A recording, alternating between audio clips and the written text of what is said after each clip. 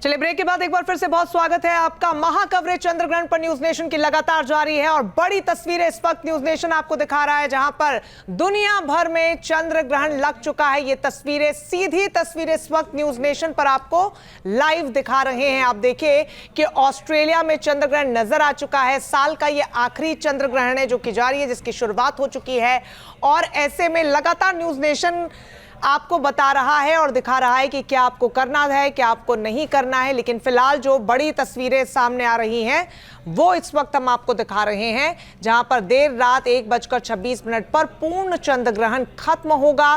देश भर में 82 मिनट तक ये ब्लड मून जिसे कहते हैं वो नजर आएगा। और फिलहाल ये तस्वीरें, जहां पर भारत की बात करें तो 3 घंटे 28 मिनट तक चंद्र ग्रहण यहां पर नजर आएगा।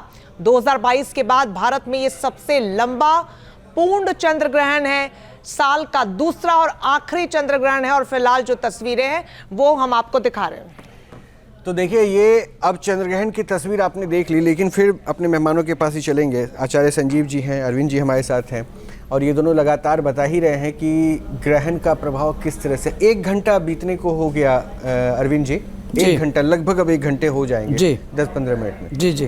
तो अब इसके इम्पैक्ट को, या फिर अब ऐसे वक्त में इंसान को क्या करना चाहिए जो इस वक्त घर पर मौजूद है?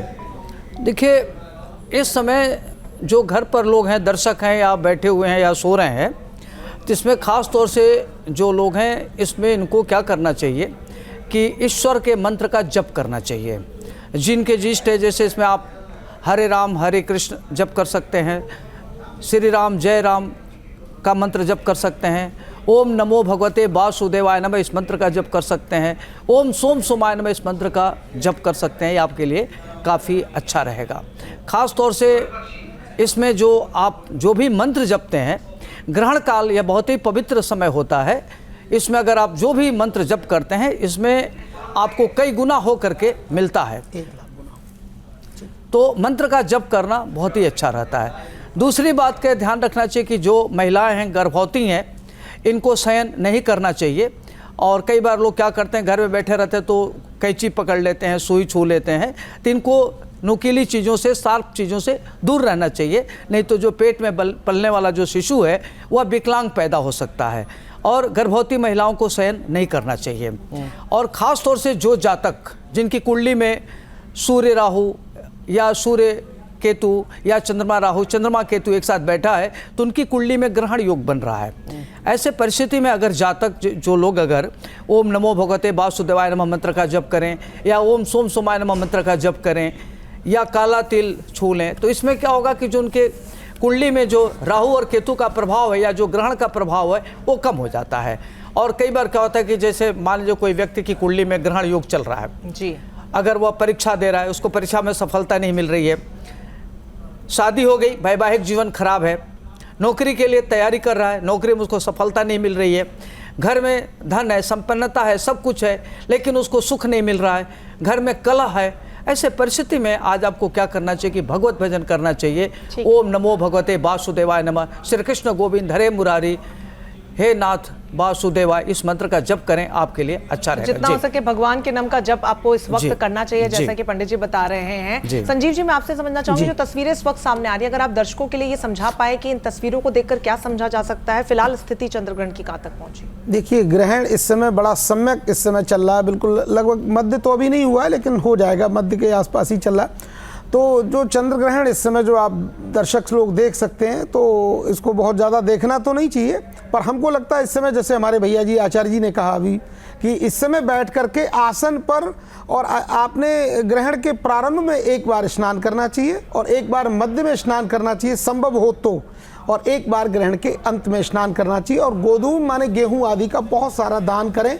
इस समय वो जो दान आप करते हो वो अक्षय दान में आपका काउंटिंग किया जाता है। और इस समय आप आसन पर बैठकर श्री गणेशाय नमः अथवा गंगणपतये नमः अथवा सोम सोमाय नमः, क्योंकि चंद्रमा जी इस समय क्योंकि पीड़ित हैं राहु के द्वारा, तो सोम सूर्य से पीड़ का, चंद्रमा और सूर्य दोनों ही राहु के द्वारा कई बार जब पीड़ित होते हैं, तो हमारे यहाँ ये चंद्र ग्रहण और सूर्य ग्रहण पड़ता है। संजय जी, एक सवाल मैं यही पूछना चाहूंगी कि चूंकि बार बार जिक्र लगातार हम चर्चा कर ही रहे थे लंबे समय से न्यूज नेशन पे कि नहीं चंद्र ग्रहण देखना चाहिए, आप लोगों ने भी बोला, लेकिन जो टीवी के माध्यम से भी देख रहे हैं, हाँ क्या ये देखिए टीवी के माध्यम से तो वो डायरेक्ट नहीं हुआ ना, थोड़ा मतलब किसी के डायरेक्ट नहीं माध्यम से देखना हुआ। हाँ, डायरेक्ट नहीं देखें, क्योंकि देखने से कोई उसका फायदा भी नहीं है। तो आप बैठ करके आसन पर बैठ करके भगवान का भजन करें, श्री कृष्ण मेरा गोविंद हरे एक प्रश्न मुरारी। भी है संजीव जी, मेरा जी, एक जी। प्रश्न भी है।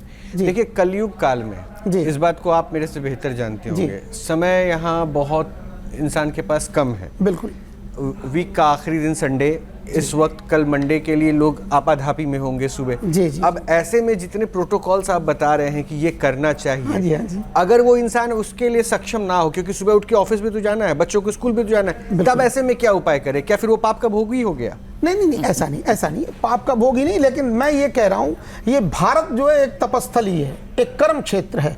अगर एक रात्रि या ऐसी अगर 10 रात्रि एक साल में जगना पड़े तो कोई बड़ी बात नहीं है। कोई ऐसा नहीं कि मतलब आपके ऊपर पहाड़ गिर गया। अगर हम लोग भजन करते हैं, पूजा करते हैं, हमारे देश के सर्वोच्च धर्माचार्य जी ने कहा है अपने वीडियो में कि इस समय रात्रि में सोना नहीं चाहिए। ग्रहण संपन्न होने के बाद भी अपने घर के काम संपूर्ण करके और संध्या वंदन पूजा आदि करके जब तब करके भजन करें, और प्रातःकाल जल्दी से कुछ बना के प्रसाद भगवान का पूजा करें, और पूजा करने के बाद में भोग लगा के उसको जल्दी ग्रहण कर सकते हैं। लेकिन फिर मेरा एक प्रश्न और है, लेकिन दिन में फिर कल तो थोड़ा ग्रहण सा- को लेकर, हाँ जी। ग्रहण को लेकर जितनी नियमावली आप बता रहे हैं, जी, जी, जी। फिर गृहस्थ जीवन में रहने वाले और साधु संत या फिर आप में अंतर क्या रहेगा? देखो, आखिर उनके लिए तो कुछ कॉन्शियस, हमेशा हमने देखा है बिल्कुल। हर चीज का काट आप निकालते हैं, रास्ता आप देते हैं हाँ कि जी, उसके हाँ लिए जी। ये लिखा है, लेकिन इतना ज्यादा अगर डर के साथ अगर बताए कि ग्रहण में ये करना चाहिए तो आदमी थोड़ा भयभीत भी होता है। नहीं, भयभीत नहीं होना है। देखिए- मैं कह रहा हूँ भगवान का भजन करना कोई इसमें वो नहीं है। और आप देखिए एवरी डे आप भजन करते हो, उसका 1 गुना फल होता है। आज जो ग्रहण के काल में अगर कोई मंत्र आप जप करने बैठते हो, मान लीजिए शिवाय नमः जप करते हो, तो ये मंत्र आपको सिद्ध हो जाएगा। फिर इसके बाद अगर आपने ये मंत्र 3.5 घंटे जप कर लिया आसन पर बैठकर, तो गारंटी का बयान है, अगर इस मंत्र से किसी बच्चे को आपने झाड़ा भी लगा दिया, किसी को नजर लगी उस पर झाड़ा लगा दिया, वो बालक स्वस्थ हो जाएगा। ये जिम्मेदारी का बयान है। लेकिन इसके लिए थोड़ा तो करना पड़ेगा, कुछ करने के लिए कुछ खोना पड़ता है। क्या बोलते हो आप लोग? अरविंद जी, चूंकि आम जनता का सवाल यही रहता है, क्योंकि आम जनता इस वक्त हम सभी को, आप सभी विद्वानों को सुन रही है, जी। और जैसे कि रोहित जी ने भी कहा है कि जो लोग नहीं कर पा रहे हैं, फिर जो आम लोग हैं बेसिकली, तो अगर वो कल उनको ऑफिस जाना है, अगर वो 12 बजे तक ही करके सो जाएं, तो क्या वो 1:26 तक नहीं कर रहे, तो क्या वो फल नहीं मिलेगा उनको, या कुछ नकारात्मकता आ जाएगी?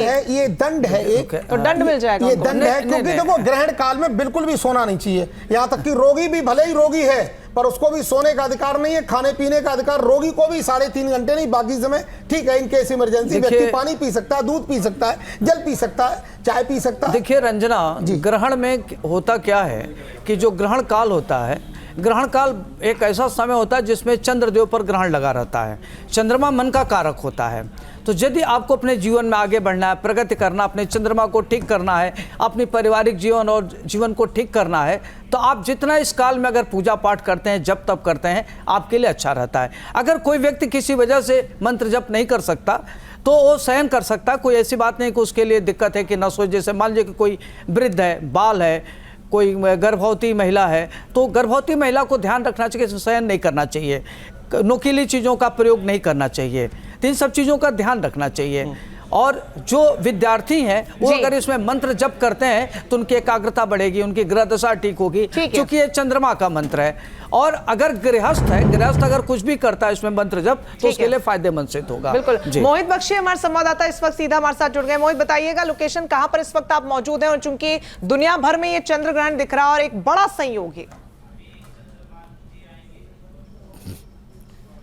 बड़ा देर हो गई रंजना, मैं आपकी बात भी सुन रहा था। जो हमारे ज्योतिषाचार्य आचार्य जी कह रहे हैं, भजन तो बहुत ज़रूरी होता है, जीवन भर चलता है, लेकिन इस खगोलीय घटना को देखने के लिए एक लंबी कतार लगी है। और जो हमारे खगोल विज्ञान के जो जानकार हैं, जो वैज्ञानिक हैं, उनसे हम इन पर बात कर लेते हैं। जो आप कह रहे थे कि सर, ओपी गुप्ता जी इस वक्त हमारे साथ हैं। सर, अगर ये बता पाएं कि ये भी कहा जा रहा है कि इसको नंगी आंखों से नहीं देखना चाहिए, इस बात को किस तरीके से आप देखते हैं और क्या मानते हैं, क्या इसको देखा जा सकता है? क्योंकि सूर्य ग्रहण में तो आप लोग भी मना करते हैं।